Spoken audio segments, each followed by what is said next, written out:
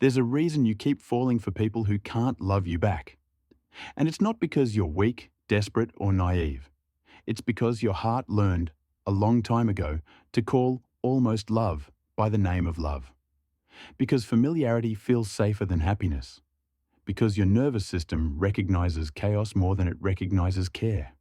You're not choosing pain. You're choosing what feels familiar.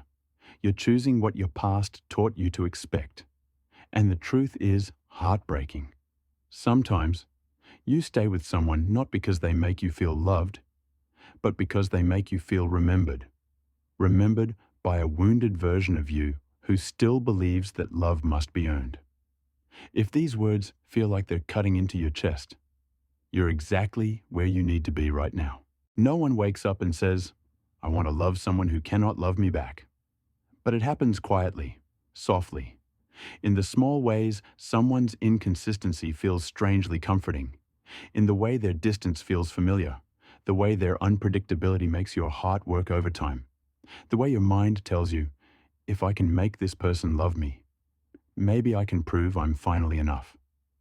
People who can't love you back often mirror your oldest wounds. They reflect the emotional patterns you grew up with. The patterns where love was inconsistent, affection was unpredictable, and you had to earn every bit of warmth you received. So when someone gives you breadcrumbs, your heart, the younger version of you, chases it like it's a feast. You don't love them because they're right for you. You love them because they feel familiar. And the familiar always feels safer than the unknown, even when it hurts. 1. Trauma bonding. Why does your heart attach to the wrong person? A trauma bond isn't romantic. It's powerful, magnetic, addictive, but it's not love. A trauma bond forms when someone gives you just enough affection to keep you hopeful, but not enough consistency to make you feel secure. It's the hot and cold, the push and pull, the days you feel deeply wanted and the days you feel completely invisible. Your heart becomes addicted to the highs because the lows feel like home. And here's the painful truth. Your nervous system is searching for resolution, trying to rewrite a past wound by winning the love of someone who emotionally resembles the person who hurt you. You're not in love with them. You're in love with the possibility of healing something much older, much deeper. But trauma bonding never heals the wound. It keeps reopening it. One promise, one apology, one disappointment at a time. 2. Childhood patterns. When your childhood decides who you love. Your heart learned about love long before you ever dated anyone. If you grew up with love that was inconsistent, a parent who was sometimes warm, sometimes distant, a caregiver who praised you one day but ignored you the next, a home where emotions were unpredictable, then your brain wired itself for survival, not connection. Children don't think, my parents couldn't love me properly. Children think, I must not be lovable. So as an adult, you gravitate toward people who mirror that inconsistency. Not because you enjoy suffering, but because your nervous system whispers, this feels familiar. This feels like home. Your childhood taught you to chase love, to earn affection, to fix people so they won't leave, to be the one who gives more, tries harder, stays longer. And people who cannot love you back activate the oldest versions of you, the versions who still believe they have to fight for every drop of affection. This isn't your fault. It is your emotional blueprint, until you rewrite it. 3.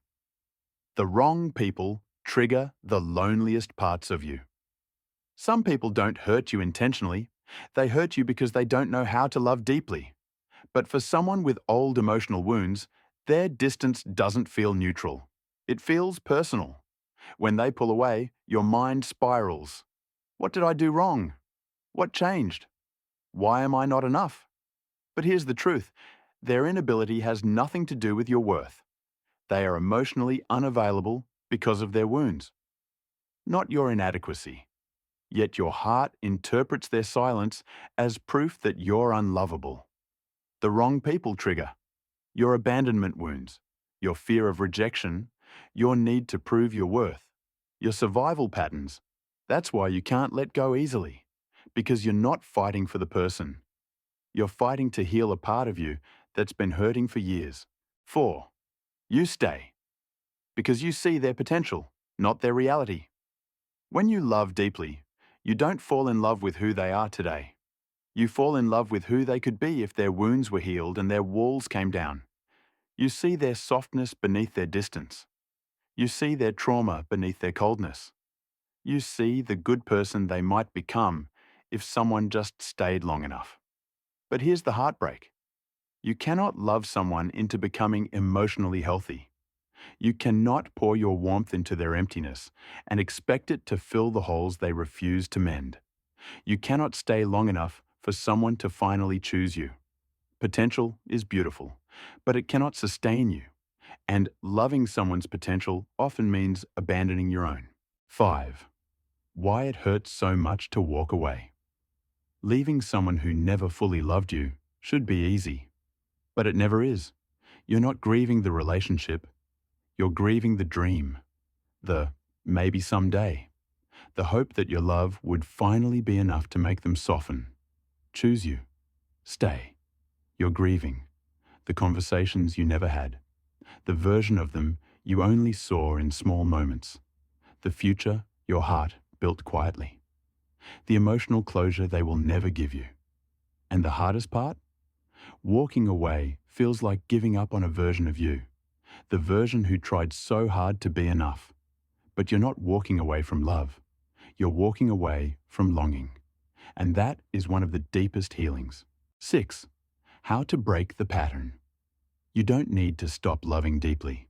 You need to stop loving painfully. Breaking this pattern begins with 3 truths. 1. Someone else's inability to love is not a reflection of your worth. You were worthy before they met you. You are worthy even if they never choose you. 2. Connection requires 2 open hearts. Yours cannot do all the work. Love is not something you should have to earn. 3. You deserve a love that feels like safety, not survival. When your heart stops chasing intensity and starts choosing consistency, your entire life changes. You stop confusing anxiety with chemistry. You stop romanticizing breadcrumb affection. You stop abandoning yourself for the chance to be chosen. And slowly, beautifully, gently, you begin to attract people whose love doesn't feel like a battle. You don't need to be chosen to be worthy. One day, you'll look back and realize you were never hard to love. You were simply loving people who weren't capable of meeting you. You weren't too much. You weren't too sensitive. You weren't asking for something unreasonable. You were just asking the wrong heart. The right person won't make you question your worth. They won't leave you starving for affection. They won't love you in fragments. They will show up fully. They will meet your depth. They will hold your heart gently. But until then, be the one who chooses you, who stays with you, who loves you in the ways you've been begging others to love you.